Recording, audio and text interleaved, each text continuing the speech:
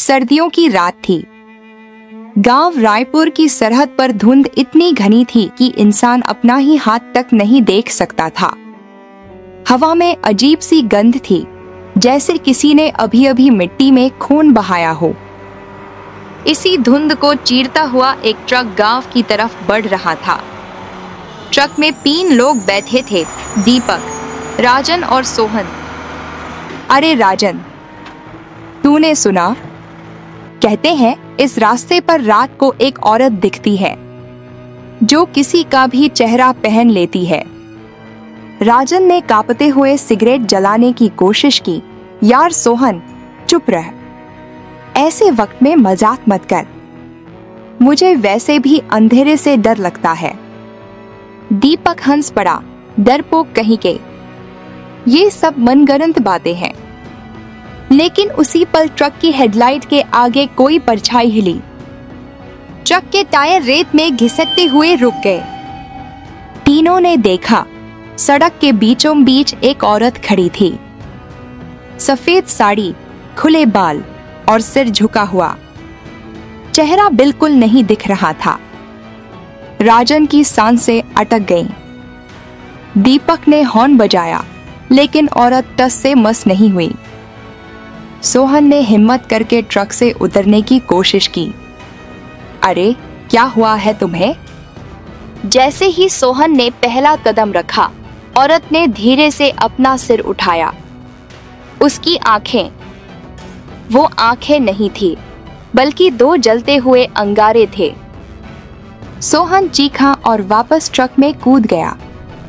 चलाओ, जल्दी चलाओ। दीपक ने घबराकर एक्सीलरेटर दबाया, लेकिन ट्रक स्टार्ट नहीं हुआ। औरत अब ट्रक की तरफ बढ़ने लगी थी। उसके कदम हवा में तैरते हुए लग रहे थे।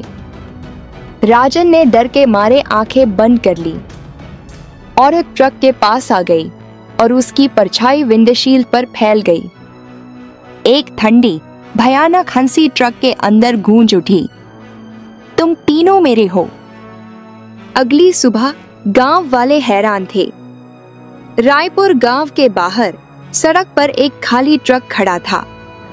उसके अंदर कोई नहीं था, लेकिन ट्रक के दरवाजे पर खून के निशान थे और रेत में 3 जोड़ी जूतों के निशान थे जो अचानक गायब हो गए थे। गांव में दहशत फैल गई। लोग फुसफुसाने लगे, चलवा आ गई है। वो किसी का भी चेहरा पहन लेती है। कुछ दिनों बाद गांव में एक नई औरत आई। वो बहुत खूबसूरत थी और उसने कहा कि वो एक रिश्तेदार से मिलने आई है। गांव वालों ने उसे अपने बीच खुशी खुशी स्वीकार कर लिया। लेकिन कुछ अजीब बातें होने लगी। रात में अजीबोगरीब आवाजें आती। कुछ लोग कहते थे कि उन्होंने रात में एक औरत को गांव की गलियों में घूमते देखा है, जिसके बाल खुले थे। एक रात एक बूढ़ी औरत ने अपनी खिड़की से देखा कि नई औरत एक कुएं के पास खड़ी थी और उसका चेहरा बदल रहा था। बूढ़ी औरत ने चीख मारी और गांव वाले जाग गए। उन्होंने नई औरत को घेर लिया। उसने अपना असली रूप दिखाया, वही भयानक आंखें, वही डरावनी हंसी। वो चलवा थी। गांव वालों ने उसे पकड़ने की कोशिश की, लेकिन वो हवा में गायब हो गई। गांव के पुजारी ने बताया कि चलवा एक ऐसी आत्मा है जो इंसानों के चेहरे चुरा लेती है और उन्हें अपने वश में कर लेती है। उसे भगाने के लिए एक प्राचीन अनुष्ठान करना होगा, जो केवल पूर्णिमा की रात को ही किया जा सकता है। अगली पूर्णिमा की रात गांव वाले मंदिर में इकट्ठा हुए। पुजारी ने अनुष्ठान शुरू किया। हवन कुंड से धुआं उठने लगा, मंत्रों का जाप गूंजने लगा। अचानक मंदिर के बाहर एक भयानक चीख सुनाई दी।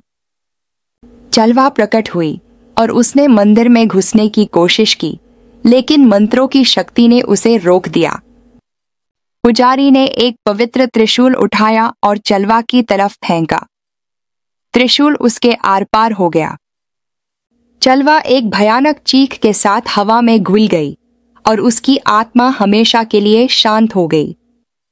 गांव में शांति लौट आई।